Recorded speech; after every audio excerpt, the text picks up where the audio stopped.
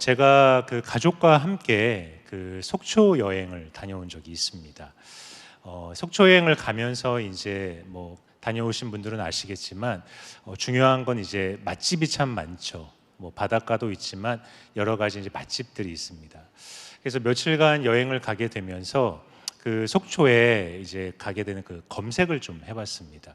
그래서 이런저런 상황 가운데 무엇을 먹을까 고르다가 속초에서 아마 여기 계신 분들이 한 번도 들어보지 못한 음식이 있었어요. 그게 뭐냐면 혹시 라면이라고 아시나요? 네. 라면, 홍게, 꽃게 라면을 맛있게 하는 집이 있어가지고 그 집을 이제 검색해서 가게 됐습니다. 그래서 이제 보통 다들 그러시겠지만 검색을 하다 보면은 리뷰를 보게 되고 얼마나 많은 사람들 또 얼마나 유명한지 얼마나 맛있는 집인지를 알고 가지 않습니까? 그래서 이제 잘 찾아본 다음에 리뷰가 꽤 많고 가서 줄을 설 정도로 굉장히 유명하다라고 하는 그 시장 안의 꽃게 라면집을 가게 됐습니다. 저녁이라고 하기에도 좀 뭐하죠. 오후 한 5시 40분, 6시 정도에 가게 됐어요. 그래서 가게 됐는데 좀 기다렸다가 먹어야겠다 생각을 하고 가게 됐는데 웬걸요. 가니까 아무 사람이 없는 거예요. 분명 가게는 열려 있는데 또 가게를 들어갔는데 심지어 주인도 안 계신 거예요. 주인이 잠깐 어디를 가셨나 봐요. 그래가지고 이제 저희 가족과 제가 기다렸습니다. 한 5분을 기다려도 또 10분을 기다려도 오시질 않는 거예요. 그래서 안 되겠다 싶어가지고 우리 그냥 가자. 그렇게 해서 이제 나가려고 하는 찰나에 또 때마침 주인이 딱 들어오셨어요. 그래서 주인이 이제 아주머니셨어요. 약간 50대 중후반의 아주머니셨는데 정말 죄송하다 얘기하시면서 맛있게 해드리겠다고 얘기하셔가지고 알겠다고 그리고 이제 식사를 하게 되었습니다. 근데 나중에 이제 얘기를 하다 보니까 이 아주머니랑 잠깐 얘기를 하게 됐는데 이것이 하나님의 계획이라는 것을 나중에 깨닫게 되었습니다. 알고 보니까 이 아주머니가 성도셨던 거예요. 그리고 매일 사람들이 바글바글 하는데 그날만 유난히 그 시간대 사람들이 아무도 없었던 거예요. 저와 저희 가족과 이 아주머니만 있었던 거죠. 근데 이 아주머니가 어떤 분인지 얘기를 들어보니 조그만 개척교회를 섬기시고 계신 20년 동안 섬기고 계신 귀한 성도셨던 거예요. 그래서 이 아주머니가 이제 처음에 어떻게 이제 개척교회를 나가게 되셨는지 또 어떻게 살아왔는지 또 얘기를 듣다 보니까 또 안타깝게도 남편을 일찍 여의셨어요. 그래서 자녀들을 키우면서 이 시장에서 꽃게 라면과 여러 가지를 판매하면서 힘들게 살아오시면서 마지막 이게 딱 감동이었는데 하나님께서 나를 먹이셨습니다라는 얘기를 하는 거예요. 그래서 또 목회자의 입장에서 성도를 만나면 반갑잖아요. 그래서 안녕하세요, 저는 목사입니다 이러면서 얘기를 하게 됐습니다. 그래서 원래 간단히 한 시간 안에 식사를 마치고 돌아가려고 했는데 웬걸요, 거기서 목장 모임을 하게 된 겁니다. 그래서 한 1시간 반, 2시간을 끊임없이 얘기를 하고 지나오게 되었습니다. 그래서 숙소를 가게 됐는데 두 가지의 깨달음, 두 가지의 울림이 제 마음 가운데 있었습니다. 첫 번째는 뭐였냐면 하나님은 하나님의 자녀들에게 구체적이고 실제적으로 일한다는 것을 이 간증을 통해서 깨닫게 되었습니다. 아멘이십니까? 하나님은 살아계시기 때문에 그렇습니다. 두 번째 깨달았던 것은 무엇이냐면 반드시 하나님은 성도에게 어려움을 극복할 힘을 주신다는 것을 이분과의 대화를 통해서 깨닫게 되었습니다. 정말 그렇더라고요. 이분이 남편을 일찍 여의고 아무것도 없는 상황 가운데 개척교회 목사님을 만나서 같이 기도 제목을 나누고 함께 하면서 이 어려움을 20년 동안 극복했던 이야기를 계속 얘기하셨던 것을 깨닫게 되었습니다. 오늘 본문의 말씀에 나오는 예레미야도 마찬가지입니다. 우리가 잘 아는 눈물의 선지자, 그리고 아픔의 선지자, 정말 슬픔이 가득한 선지자, 이 예레미야도 하나님이 주시는 극복할 수 있는 힘을 주시지 않으면 이 상황을 극복해 나갈 수 없는 어려움을 겪고 있었습니다. 그래서 예레미야가 처했던 당시 상황 가운데서는 남유다가 이제 멸망의 길로 가고 있었습니다. 영적으로나 또한 정치적으로나 모든 상황 가운데 이 남유다가 점점 기울어지는 상황이었고 바벨론과 애굽이라는 강대국에 치여서 어디를 의지해야 될지, 오른쪽을 의지하든 왼쪽을 의지하든 그 당시에 남유다의 모든 백성들은 들고 일어나는 상황들. 그런데 하나님께서는 계속 이스라엘 백성에게 반대되는 그런 계시와 그런 예언을 예레미야에게 하셨고, 예레미야는 국민 밉상이 되어서 어디로 가든지 맞아 죽을 법한 그런 상황 가운데 놓여 있었던 굉장히 힘들었던 상황이 바로 이 예레미야의 상황이었습니다. 여기에서 멈춘 게 아니죠. 바로 정치인이었던 고관들과 당시의 영적인 지도자들이었던 제사장들이 그렇게 예언하지 말아라. 백성들이 낙심하고 좌절하니까 그렇게 예언하지 말아라. 너의 예언은 하나님의 말씀이 아니다 하면서 심지어 때리기까지 하고 시위대들에 갇히기까지도 하고, 이런 어려움을 겪게 되는 예레미야가 너무나도 힘들고 낙심된 상황이었습니다. 성경 속의 심리학이라는 책에는 이런 예레미야 상황을 어떻게 설명하고 있냐면, 바로 우울증에 걸린 예레미야라는 하나의 챕터로 얘기를 하고 있습니다.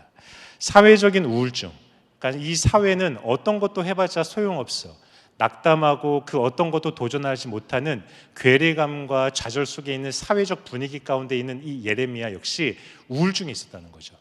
그러면서 요나와 엘리야와 또한 예레미야 3명을 설명하면서 이들은 결국 자신의 죽음까지도 하나님 앞에, 하나님 나를 죽여주십시오까지 할 정도로 극심한 우울증이었다라고 예측하는 바로 책이 성경 속의 심리학이었습니다.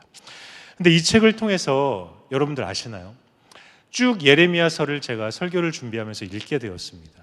그런데 생각보다 예레미야는 우울증 걸린 듯한 행동도 보이고 낙심된 듯한 행동도 보이고 그 삶 가운데 그 어떤 거 하나 붙잡을 수 없는 상황같이 보이지만, 예레미야가 예레미야서와 예레미야 애가를 통해 결국 이 모든 것을 넉넉히 감당하는 처두에 얘기했던 극복하게 하는 힘이 예레미야에게 있었다는 것을 우리는 기억해야 됩니다.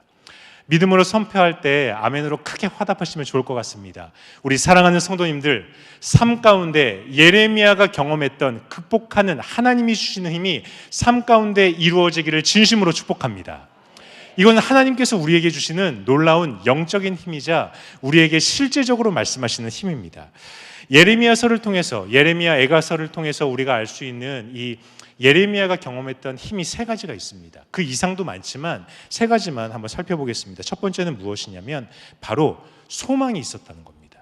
우리 한번 화면을 보면서 하나님께서 예레미야에게 주셨던 그 말씀, 소망의 말씀을 한번 읽어보도록 하겠습니다. 예레미야 애가 3장 21절의 말씀입니다. 한번 같이 읽겠습니다. 시작. 이것을 내가 내 마음에 담아 두었더니 그것이 오히려 나의 소망이 되었음은, 이렇게 되어 있습니다. 예레미야가 힘들었는데 소망이 있었다는 거예요. 힘들었는데, 낙심되는데, 그 어느 것 하나 일어날 수 없는데 하나님이 은혜를 주셔서 소망이 있었다는 거예요. 이거 경험해 보신 분은 아실 거예요. 정말 성경에서 좌우가 우어싸여서 아무것도 극복할 수 없는 상황 가운데 은혜로 극복할 수 있는 소망이 생기는 거예요. 신기하죠? 문제가 해결되지 않은 상황이 온다 할지라도 이 소망을 경험한 사람들은 그 자리에서 일어날 수 있습니다. 두 번째로 예레미야가 경험했던, 하나님이 주셨던 극복할 수 있었던 힘은 무엇인가? 그것은 바로 하나님의 본심을 알았다는 겁니다. 예레미야 애가 3장 33절, 우리 다시 한번 화면을 보면서 같이 읽도록 하겠습니다. 시작. 주께서 인생으로 고생하게 하시며 근심하게 하신 보심이 아니시로다. 하나님의 마음을 알았다는 거예요. 우리의 삶이 광야 같죠. 어렵죠. 눈물 나죠. 낙심되죠. 앞이 보이지 않죠. 그런데 그때 하나님의 마음이 느껴지는 거예요. 이거 엄청난 은혜입니까? 아닙니까? 엄청난 은혜인 거예요. 어디로 가야 될지 몰라, 어디로 방향을 정하고 달려가야 될지 모르는 상황 가운데 하나님이 주시는 본심, 그 마음을 매일매일 경험하면서 살아간다는 것은 하나님의 자녀에게 주시는 특별한 은혜라는 것을 믿으시기 바랍니다. 그것이 하나님께서 우리에게 주신, 또한 예레미야에게 주셨던 두 번째였습니다. 세 번째로 예레미야에게 이 어려움을 극복할 수 있도록 주시던 힘이 무엇인가? 세 번째는 바로 동역자입니다. 하나님께서 예레미야에게 주셨던 동역자를 한번 명단을 좀 적어봤습니다. 한번 화면을 통해서 같이 확인해 보겠습니다. 첫 번째는 바룩이 있었고요. 두 번째는 기록된 대로 에벤멜렉이라는 사람이 있었고 아이감, 그 다음에 엘라사, 그다레라는 사람이 이 예레미야가 힘들 때마다, 시위대들에 갇힐 때마다, 어려움이 있을 때마다 바짝 붙여서 예레미야한테 힘을 주는 거예요. 예레미야가 죽고 싶을 때마다, 예레미야가 낙심될 때마다, 모든 사역을 포기하고 싶을 때마다 이 사람들이 나타나서 힘을 내. 할 수 있어. 하나님께서 주시는 동역자였다는 거죠. 그런데 이 예레미야서를 통해서 이 하나님께서 주셨던 극복할 수 있는 힘, 소망, 그 다음에 하나님의 본심, 그 다음에 세 번째였던 동역자, 이 세 가지가 끊임없이, 그렇다면 예레미야는 어디에서 이 힘을 공급받았는가 말씀을 살펴봤습니다. 말씀을 살펴보니까 예레미야에 가장 많이 기록되어 있던 장소가 바로 성전입니다. 성전. 오늘 본문 말씀에 그것을 기록하고 있습니다. 우리 본문 말씀 같이 한번 보도록 하겠습니다. 예레미야 26장 1절부터 3절 중에 2절의 말씀을 한번 보도록 하겠습니다. 예레미야 애가 26장 2절의 말씀을 한번 제가 읽어드리겠습니다. 여호와께서 이와 같이 말씀하시느니라. 너는 여호와의 성전뜰에 서서 유다 모든 성읍에서 여호와의 성전에 와서 예배하는 자에게 내가 내게 명령하여 이르게 한 모든 말을 전하되 한마디도 감하지 말라. 오늘 본문의 말씀도 여호와의 성전에서 예배하는 자를 찾으라라는 말씀을 하고 계십니다. 그런데 이 말씀뿐만 아니라 하나님께서는 예레미야에게 많은 장소에서 말씀하셨는데 그게 바로 성전이었습니다. 즉 성전에서 하나님께 주시는 은혜를 공급받을 때, 예배할 때 그 예배로 말미암아 소망, 하나님이 주시는 본심, 그리고 하나님께서 허락하여 주시는 동역자, 나에게 동역자를 주셨구나라는 것을 예배를 통해서 깨달았다는 거예요. 여러분, 이 예배라는 단어, 여러 가지, 예레미야서에서는 세 가지의 이 예배라는 단어를 히브리어 본어로 쓰고 있는데 오늘 단어는 바로 어떤 단어냐면 샤라는 단어입니다. 이 샤라는 단어는 엎드리다, 경배하다라는 단어가 있습니다. 다른 단어는 예배, 경배라는 뜻이 있는데 이 샤라는 예배라는 단어는 엎드린다, 바짝 낮춘다라는 얘기가 있습니다. 그러니까 하나님이 그렇게 보시는 거예요. 여호와의 성전에 계속 오는 사람들을 지켜보면서 엎드리는 사람, 바라보는 사람, 바로 이런 사람이 예레미야 너와 같이 소망과 본심과 동역자를 공급받아 이 힘들고 어려운 남유다를 향해서 하나님의 메시지를 들고 나아갈 사람이다. 이것을 바로 하나님께서는 이 예배를 통해서 말씀하고 계시는 겁니다. 우리 사랑하는 성도 여러분, 하나님이 준복하시는 샤하의 예배를 통해서 아무리 어렵고 힘들어도 소망을 품고 하나님의 본심을 알고 동역자를 통해서 함께 나아가시는 주님의 성도 되시기를 진심으로 축복합니다. 이것이 바로 예배의 자리에서 일어나는 예배의 역동이라는 거죠. 이것을 경험하면 삶을 이겨낼 수 있습니다. 이것을 경험하면 삶의 소망을 가지고 나아갈 수 있습니다. 예배 때 하나님이 주시는 이 예레미야의 은혜를 받는다면 나에게 주시는 하나님의 본심, 하나님의 마음, 그리고 하나님께서 허락하여 주시는 동역자를 깨달아 알아갈 수 있어서 넉넉히 이겨낼 수 있습니다. 대표적인 사람이 있습니다. 그것은 바로 다윗입니다. 다윗은 하나님 앞에 정말 헌신된 사람이었죠. 하지만 다윗이 여러 가지의 상황 가운데 사울에게 죽음의 위험을 처하지 않습니까? 자신보다 더 나은 이 다윗이 점점 부흥하고 점점 높아지는 것이 사울에게는 정말 질투와 시기로의 대상으로 딱 못이 박히면서 너무나도 이 다윗을 죽여야 되겠다라는 마음을 통해서 다윗이 도피 생활을 시작합니다. 심지어 10년 동안 이 도피 생활을 시작합니다. 여러분들 기억하십시오. 이 다윗이 도피 생활을 시작할 때 완벽하고 자신의 도피 생활을 잘 이겨낼 수 있고 함께 할 수 있고 이 모든 것을 함께 이겨내면서 힘이 될 만한 사람들을 꾸려서 도피 생활을 시작한 것이 아니었습니다. 환난당한 자, 빚진 자, 마음에 억울함이 있는 사람 400명과 함께 10년의 도피 생활을 시작했습니다. 그런데 이 다윗이 이 400명, 어찌 보면 짐과 같은 이 사람들과 함께 나아갈 때 하나님 앞에서 이 다윗이 꼭 했던 것이 무엇이냐면 제단을 쌓았더라라고 분명히 얘기합니다. 제단, 오늘 예레미야가 경험했던 이 바로 예배를 통해 여호와의 성전에서 주목하고 계시는 예배를 통해 소망을 경험하고 또한 하나님의 마음을 느끼게 되고 그 다음에 동역자, 이 400명이 나중에는 이 유다 왕국에 바로 하나님의 나라를 세워가는 정말 고위 관계자들이 되기 때문에 하나님이 만들어가는 동역자가 됩니다. 다시 한번 믿음으로 선포합니다. 사랑하는 성도 여러분, 하나님께서 주목하시는 예배, 하나님께서 가장 강력하게 역사하시는 이 예배로 말미암아 소망과 본심과 동역자를 경험하는 삶이 되시기를 진심으로 축복합니다. 그렇다면 오늘 본문의 말씀은 4절과 5절의 말씀을 통해 예배자에게 요구하시는 두 가지가 있습니다. 예레미야야, 너는 너와 같이 진정한 예배자를 찾아라. 이 예배자 두 가지를 동일하게 지내가고 있는 두 사람을, 이 두 가지를 통해서 너와 같이 남유다를 일으키는 사람을 내가 찾는다면 남유다를 향한 멸망을 내가 돌이키리라. 이 말씀이 바로 4절과 5절의 말씀이 있습니다. 그렇다면 예배자의 요구하시는 두 가지, 첫 번째 어떤 것을 요구하시냐? 바로 순종을 요구하십니다. 다시 한번 따라해 볼까요? 순종을 요구하신다.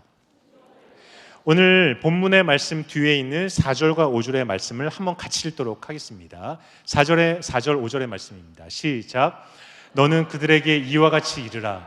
여호와의 말씀에 너희가 나를 순종하지 아니하며 내가 너희 앞에 둔 내 율법을 행하지 아니하며 내가 너희에게 나의 종 선지자들을 꾸준히 보내 그들의 말을 순종하라고 하였으나 너희는 순종하지 아니하였느니라. 하나님께서 여호와의 성전에서 예레미야한테 예배하는 자, 샤를 행하는 자를 찾는데 그 사람 중에 굳이 어떤 사람을 찾느냐? 순종하는 사람을 찾으라는 거예요. 오늘 이 순종에 대한 예는 사실 예레미야의 전체적인 흐름 가운데 예레미야 35장에 잘 나와 있습니다. 혹시 레갑 족속 아실까요? 하나님께서 나중에 답답하셨는지 바로 이 레갑 족속에 대한 예, 순종의 좋은 예를 예레미야서를 통해서 말씀하고 계십니다. 레갑 족속은 예전에 이제 그 아비멜렉이라는 사람을 통해서 당시에 이제 왕권이 세워질 때 믿음으로 헌신했던 왕족의 또한 거기에 이제 족속의 후손들입니다. 근데 이 후손들이 하나님 앞에 신앙을 지켜가면서 포도주와 또한 포도주를 마시지 말라, 또 장막 생활을 해라, 또한 포도원을 소유하지 말라는 이 세 가지의 선조의 이야기를 들으면서 지금까지 예레미야 시대 때까지 이것을 지켜가고 있는 겁니다. 이 시간이 여러분들 무려 250년 동안 지켜왔습니다. 엄청나지 않나요? 250년 동안 하나님께서 신앙을 지켜가기 위해 바로 이 레갑 족속한테 말씀하셨던 말씀을 레갑 족속은 지켜왔다는 거예요. 예레미야 시대 때까지 지켜왔던 겁니다. 그러면서 하나님께서는 이 레갑 족속의 순종을 이스라엘에게 순종의 모델로 말씀하고 계십니다. 그런데 예레미야가 이 레갑 족속에게 하나님께서 레갑 족속을 이제 시험하라고 예레미야한테 말씀하십니다. 그래서 예레미야한테 어떻게 이제 권유를 하시냐면 하나님께서 이렇게 말씀하시거든요. 이 레갑 족속을 초대해가지고 지도자를 초대해서 포도주를 차려놔라. 그리고 포도주를 마시게 해라라고 얘기합니다.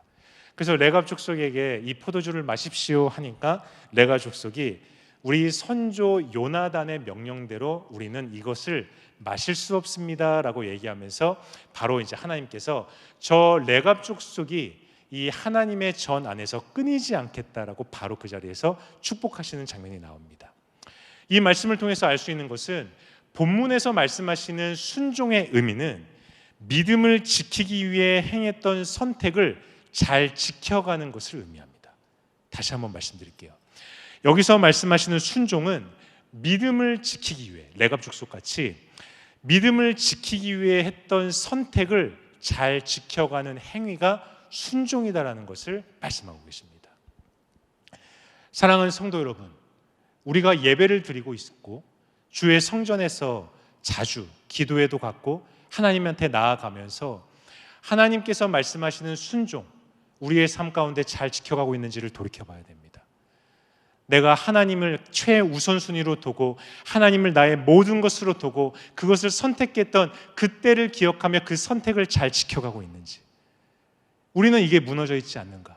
그렇다면 예레미야가 이스라엘 백성, 성전의 형식대로 예배를 드리러 항상 왔던 이스라엘 백성을 향한 징계, 이스라엘 백성을 향한 꾸지름이 우리를 향한 메시지일 수도 있다는 거예요. 그러면서 하나님은 예레미야한테 얘기하는 거예요. 샤하의 예배자를 찾아라. 내가 그 사람을 통해 일하겠다. 수많은 사람이 이 성전에 와서 예배를 드리는 그 사람을 통해서 남유다를 일으키고 회복하고 돌이키는 게 아니라 샤하, 그 사람을 찾겠다. 순종해라. 이것을 다시 한번 예레미야를 통해서 얘기하고 있습니다. 순종에 대한 본을 제 삶에, 제 인생길에 찾아본다면 저는 외 증조 할머니를 기억하게 됩니다. 저의 외 증조 할머니는 정말 신앙이 좋으셨습니다. 제 증조 할머니는 그 공주에 사셨습니다. 혹시 그런 기억 있으실까요? 그 공주에 이제 제가 이제 그 시골에 가면은 그 약간 언덕에 하얀색 교회가 있어요. 그리고 종탑이 있고 실제로 새벽에 종탑을 쳐요. 그 하얀색 교회에 이제 주말을 껴서 시골을 놀러 가면은 할머니가 저를 꼭 데리고 예배를 가셨습니다. 그 예배를 가시게 되면 이제 할머니가 제가 아직도 기억나는 게 두 가지예요. 첫 번째는 헌금을 이렇게 준비해요. 헌금을 준비해서 그거를 꼭 펴요. 이렇게 다리미 같은 걸로 이렇게 팍하게 펴요. 혹시 그런 기억이 있으신 분이 계실까요? 예, 그건 올드한 세대가 맞습니다. 그걸 팍팍이 펴요. 그리고 두 번째는 뭐냐면 찬송가를 꼭 크게 부르라고 항상 얘기하세요. 그러면 이제 어린 마음에 그때 이제 5살, 6살, 7살 이 나이 때인데 거기에 딱 있으면은 찬송가를 부르면은 할머니가 제가 작게 부르면은 할머니가 툭툭 쳐요. 크게 불러, 크게 불러. 그러면 이제 뭐 항상 할머니는 제가 볼 때는 항상 음이 똑같거든요. 그 찬송가 중에 뭐 어떤 찬송가가 있을까요? 주 안에 있는 나에게 이런 찬송가를 하면은 주 안에 있는 이게 항상 같은 음이세요. 그래서 하나님이 아니라 할머니가 계속 툭툭 쳐요. 제가 작게 부르면 아우 싫어 이렇게 하면서 크게 부르는데 제가 나중에 알았어요. 할머니가 왜 이렇게 두 가지를 저한테 강조하셨을까요? 믿음이 제일 중요하니까 믿음을 선택하는 행위를 교육시키고 싶은 거예요. 근데 제가 나중에 알았어요. 할머니가 찬송가를 부르면서 꼭 저한테 찬송가 여기대로 불러라고 항상 지목하면서 부르셨는데 할머니가 글을 모르셨어요. 제가 나중에 그 생각하고 많이 울었어요. 우리 할머니가 글을 하나도 모르는데 찬송가를 지적하면서 너 글 아니까 하나님께 진실되게 찬양해라. 믿음의 선택을 말씀하시는 거예요. 저 그것도 모르고 찬송가나 성경책이 거꾸로 돼 있는 경우가 많았거든요. 할머니 왜 찬송가 거꾸로 불러? 맨날 그렇게 그랬어요. 할머니는 글을 모르셨던 거예요. 사랑하는 성도 여러분, 하나님께 나아가며 믿음으로 결단했던 흔히 말하는 예수 그리스도를 만난 첫사랑의 개념, 첫사랑의 시기가 있지 않습니까? 우리는 어느 순간 예배를 드릴 때 예레미야 시대 때 여호와의 성전에 와서 제물을 잡고 하나님 앞에 나아가지만 샤하의 예배를 잊어 하나님께서 허락하시는 순종의 모습을 잃어가고 있는 건 아닙니까?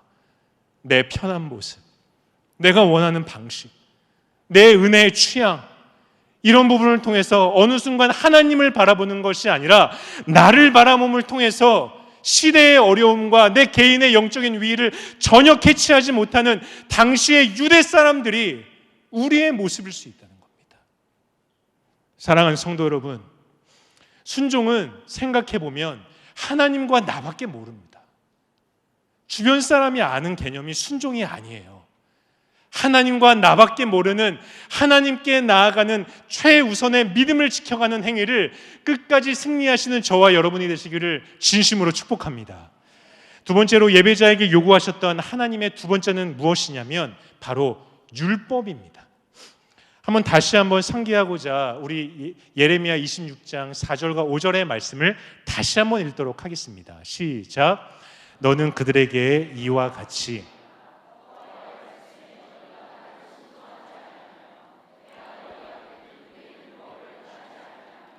내가 너희에게 나의 종 선지자들을 꾸짖 보내 그들의 말을 순종하라고 하였으나 너희는 순종하지 아니하였느니라. 오늘 이 예레미야는 하나님께서 말씀을 통해서 율법의 강조성을 얘기하고 있습니다. 사실 이 율법이라는 단어를 우리가 생각해 보면 기존에 말씀드렸던, 또한 기존에 얘기했던 예수님이 말씀하셨던 율법, 행위, 어떤 형식에 대해서 생각할 수 있습니다. 하지만 예레미야에게는 이 예레미야서를 쭉 읽어보면은 굉장히 특별한 단어입니다. 이 예레미야가 얘기하고 있는 율법은, 예레미야는 율법만 생각하면 생각나는 사람이 있습니다. 그것은 바로 어떤 사람이냐면 바로 요시야 왕입니다. 요시야 왕은 당시에 예레미야와 함께 활동했던 왕이었고요. 요시야 왕 13년에 예레미야가 사역을 시작했습니다. 요시야 왕 13년에 예레미야가 한 30대 정도의 젊은 나이로 사역을 시작했는데, 요시야 왕이 8세의 왕이 되었으니까 요시야 왕 13년이면은 21살. 그렇죠?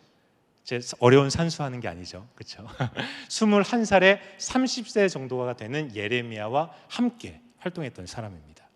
그래서 예레미야가 실제로 애가에 요시야 왕이 사망했을 때 애가에 요시야 왕의 애가까지 지었던 사람이죠. 그러니까 얼마나 영적으로 동독했던 사람인지 우리가 알 수 있다는 거예요. 무너져가는 남유다를 생각하면서 정말 간절한 마음으로 나라를 생각하며 하나님의 나라를 생각하며 같이 울었던 사람이 요시야 왕입니다. 근데 요시야 왕이 또 어떤 것으로 유명했던 사람이냐면 바로 신앙 개혁으로 굉장히 유명했던 사람입니다. 요시야 왕이 신앙 개혁으로 했던 것은 바로 율법책을 발견했을 때 신앙의 개혁을 더욱더 적극적으로 추진합니다. 이 요시야 왕이 신앙의 개혁을 추진하면서 율법책을 발견했는데, 나중에 그러니까 이것을 역사적인 고증으로 봤을 때 율법책은 신명기서라고 많이들 얘기합니다. 이 신명기서를 통해서 요시야 왕이 쭉 읽어보니까 자신의 옷을 찢고 정말 절규를 하면서 우리가 하나님 앞에 돌아가자라고 얘기를 합니다. 그러면서 굉장히 강력하게 얘기를 해요. 그때 같이 활동했던 선지자가 누구라고요? 예레미야였어요. 예레미야도 이 율법서를 같이 읽었겠죠. 예레미야도 율법에 대한 마음을 같이 읽었겠죠. 그런데 우리가 여기서 주목해야 될 것은 요시야 왕이 율법서를 딱 발견하고 개혁을 더욱더 적극적으로 추진하면서 가장 왕들 중에 성대하게 치렀던 것이 유월절입니다. 유월절은 무엇이죠? 바로 출애굽의 마지막 장자 아들을 죽임을 당하기 전에 문설주에 피를 발라 그 죽음을 넘어가는, 우리가 아는 예수 그리스도의 죽음을 상징하는, 보혈을 상징하는 일이지 않겠습니까? 즉 요시야 왕이요, 율법책을 발견하고 우리가 잘나서 우리의 노력으로 구원받은 것이 아니라 우리는 하나님의 보혈로, 예수 그리스도의 보혈로, 하나님께서 피값으로 우리가 구원받았다라는 것을 상징적으로 행하기 위해 유월절을 성대하게 치른 거예요. 구원의 감격을 깨달은 거예요, 율법책을 통해서. 그래서 예레미야가 율법에 대해서 얘기를 할 때는 하나님께서 자신에게 허락하셨던, 이스라엘 민족에게 허락하셨던 구원의 감격이 있는 거예요. 내 힘으로 되는 게 아니야, 선물로 주신 거야. 그렇기 때문에 우리는 이 구원의 감격을 뜨겁게 가지고 살아야 돼 라면서 요시야 왕도 바로 유월절을 거대하게 치른 거죠. 사랑하는 성도 여러분, 우리가 예배의 자리에 올 때 구원의 감격이 항상 뜨거워지기를 진심으로 축복합니다. 다시 한번 선포하겠습니다. 이 정도의 아멘으로는 구원의 감격을 회복할 수 없어요. 다시 한번 믿음으로 선포할 때 크게 아멘으로 화답하시면 좋을 것 같아요. 사랑하는 성도 여러분, 하나님께서 허락하시는 믿음으로 말미암아 예배를 드릴 때마다 구원의 감격으로 뜨거워지는 성도 여러분 되시기를 진심으로 축복합니다.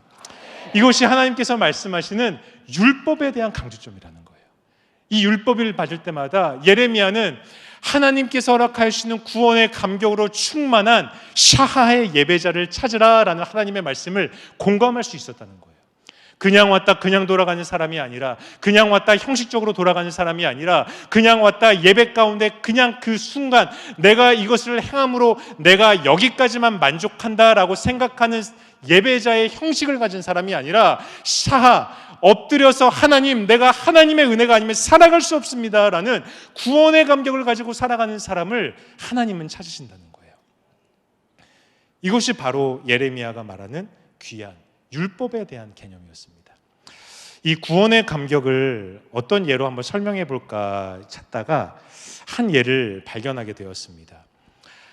그 스리랑카 유학생의 이야기 혹시 아시는 분 아실 거예요. 작년에 여름에 그 스리랑카 유학생 2명이 이 지구대 그 찾아보니까 그 부산 남구 경찰서 대면 지구대라는 곳에 두 20대 초반의 여학생이 들어옵니다. 스리랑카 여인이 들어오면서 계속 울기 시작해요. 이유는 무엇이냐면 바로 자신이 그 한국에 유학생으로 와서 등록을 한 신입생들인데 등록금 113만 원을 길을 오다가 잃어버린 거예요. 그러니까 이것을 찾아달라고 너무 이제 간절한 마음으로 갈 데가 없으니까 지구대에 와서 한국말도 못하면서 계속 울면서 얘기를 하는 거예요. 그래서 당시에 지구대에 있었던 이제 경감과 또한 많은 사람들, 또한 여기 경감이 학교 측에 얘기해서 다행히 등록일은 좀 낮출 수 있었는데 가장 근본적인 것은 이 돈이 있어야 되는 거예요. 지구대가 뭐 돈을 줄 수가 있겠어요? 뭐 아는 사람이 돈을 줄 수가 있겠어요? 근데 이런 상황 가운데 이제 어떡하나 고민하고 이 여학생은 이제 만연자실하면서 울고 있는 상황 가운데 한 오후 5시쯤에 한 여자분이 들어와서 돈 봉투를 탁 주는 거예요. 그러면서 제가 아침에 출근하다가 길거리에서 돈 봉투를 발견했는데 혹시 이거 주인 있으면 찾아주세요 라고 하고 그 지구대에 하필 갖다 준 거예요. 그 돈봉투는 누구의 돈봉투였을까요? 스리랑카 여자의 돈봉투였어요. 이 여인의 이름 정순자 씨입니다. 부산에 사는 전순자 씨를 만나면 꼭 밥 한 끼 부탁드립니다. 근데 이분이 이 지구대가 다행히 이제 근처에 직장 생활을 하는 곳에 있었고 직장 생활을 마치고 온 거예요. 이 여학생은 아함불이라는 여자아이였습니다. 근데 이 정순자라는 이 아주머니가 돈 봉투를 이제 주면서 이 여자아이를 만났죠. 여학생을 만나면서 이 여학생이 너무 울고 있으니까 꼭 안아줬어요. 그러면서 이 아주머니가 이렇게 얘기했어요. 좀 더 빨리 왔어야 됐는데 늦어서 미안해요 라고 얘기했어요. 그러니까 이 스리랑카 여학생이 펑펑 울면서 감사해요 감사해요 계속 울면서 나오는 장면이 유튜브 장면에 나옵니다. 자신의 힘으로는 안 되는 거예요. 이 여학생이 안타까운 사연을 지구대에 얘기하고 주변 사람들한테 얘기해서 그 경감이 주변을 수색하고 또한 학교를 가서 날짜를 낮추고 뭘 해도 결국은 돈이 필요한 상황이었고 이 돈을 찾아줬던 이 한 사람을 통해서 감격, 조금은 다를 수 있지만 구원의 감격이 이 자매에게 있었다는 거죠. 이 자매가 그래서 인터뷰한 장면이 있습니다. 이렇게 얘기를 합니다. 이런 사람이 이 세상에 있다는 것을 깨닫게 되었어요. 앞으로 저도 이런 사람이 될게요 라고 얘기했습니다. 사랑하는 성도 여러분, 우리가 예배드리는 이유가 뭐겠습니까? 구원의 감격이에요. 우리가 이곳에서 찬양하고 기도하는 것이 이유가 무엇이겠습니까? 구원의 감격이에요. 구원의 감격은 설사 우리가 기도 제목이 이루어지지 않는다 할지라도 하나님 앞에 너무나도 감사할 수 있는 가장 강력한, 가장 위대한 선물이에요. 예레미야 시대 때부터 예레미야는 그것을 얘기하고 있는 거예요. 하나님의 마음이 답답하신 거예요. 그래서 예레미야한테 얘기를 하는 겁니다. 성전 앞에 와서 예배자에게 주목하고 예배자에게 순종과 율법을 얘기해라. 그 사람만 있다면 내가 남유다의 멸망을 돌이키겠다. 나라의 멸망을 돌이키는 것을 하나님은 어디에서 찾으십니까? 예배에서 찾으십니다. 일을 잘하는 국가 공무원에서 찾으시지 않으셨습니다. 예배자로 찾으셨습니다. 사랑하는 성도 여러분, 마지막으로 믿음으로 선포하겠습니다. 저와 여러분이 샤하 예배자가 되기를 진심으로 축복합니다. 여기에서부터 우리는 승부를 걸어야 됩니다. 여기에서부터 우리는 나아가야 됩니다. 하나님이 찾으시는 예배자가 되어서 하나님이 주목하시는 그 예배의 공간에 바로 내가 서 있어서 하나님이 기뻐하시고 사랑하시고 소망과 하나님의 본심과 동역자를 통해 하나님의 나라를 세워가는 저와 여러분이 되시기를 진심으로 축복합니다.